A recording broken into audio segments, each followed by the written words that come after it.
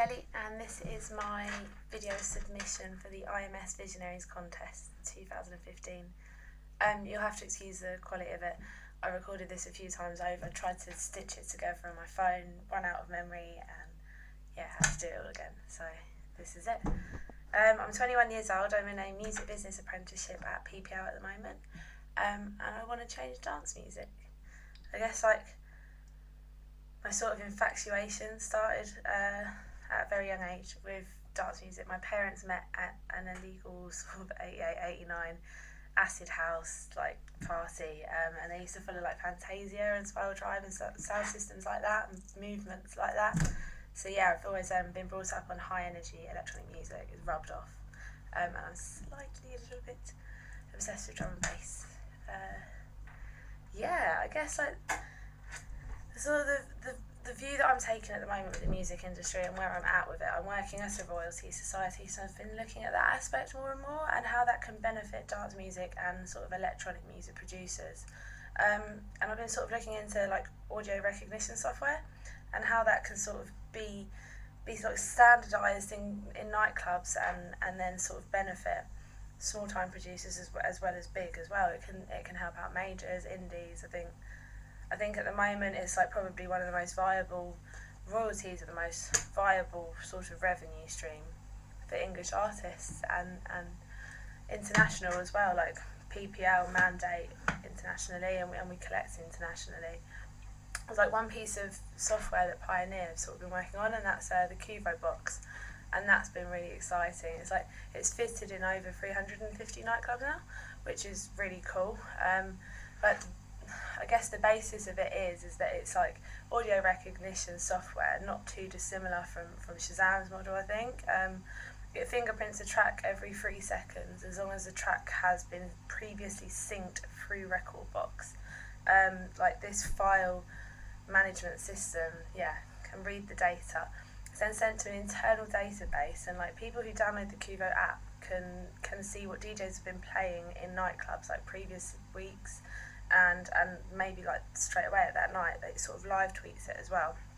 But again, from a royalties perspective, that data can be sent to us, and we can then sort of distribute the funds and the licenses from nightclubs a lot more evenly, and make sure that electronic music producers are fully reimbursed for the use of their music. And I think that's exciting. I think it's about time that something like that has entered the abode and entered the thoughts of people, because realistically it's only just now that the commercial barriers are starting to be broken down within the music industry, and what charts and what people listen to.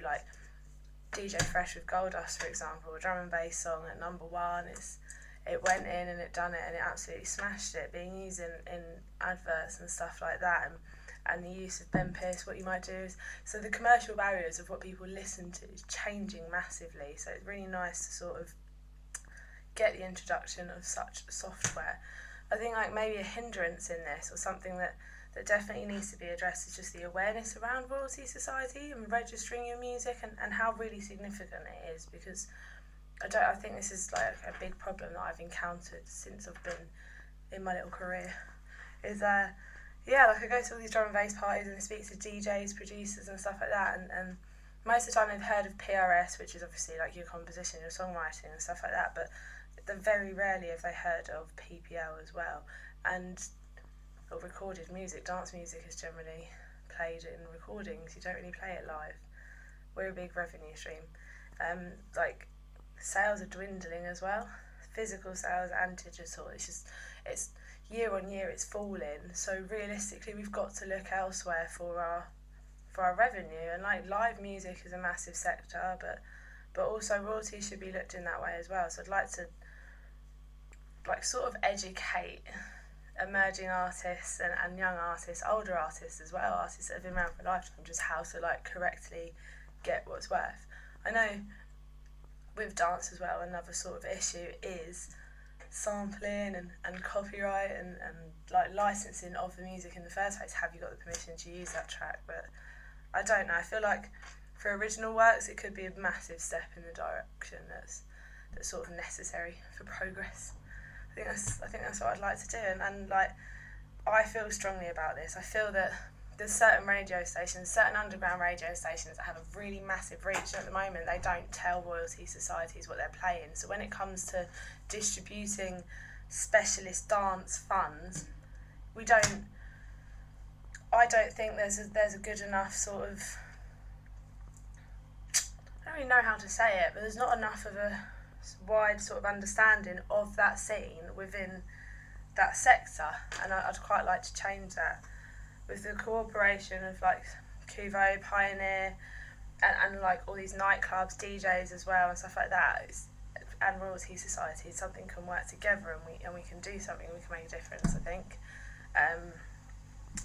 Yeah, it's something I feel strongly about. I've only got 4 months left in my apprenticeship, and I'd like to get the ball rolling in some way, shape or form, and make sure that if I'm not kept on at PPL, that my voice was heard. My little voice sitting in the music reporting team like for a little year made a slight difference. I know it will to me. These are adaptable skills, and I know how I want to put them into action, I guess, in the future. What else should I talk about? I don't know, I guess that's probably like saying shut up, that was the way of the world. Yeah, I don't know, I feel like I can make a difference to dance music. I feel that I have the passion and the drive, and I want to make a difference. I want to learn about it, and yeah, I'm quite loud as well. I'm Bo-Dee Kelly, this is my video submission, and hopefully I get to meet you. Bye.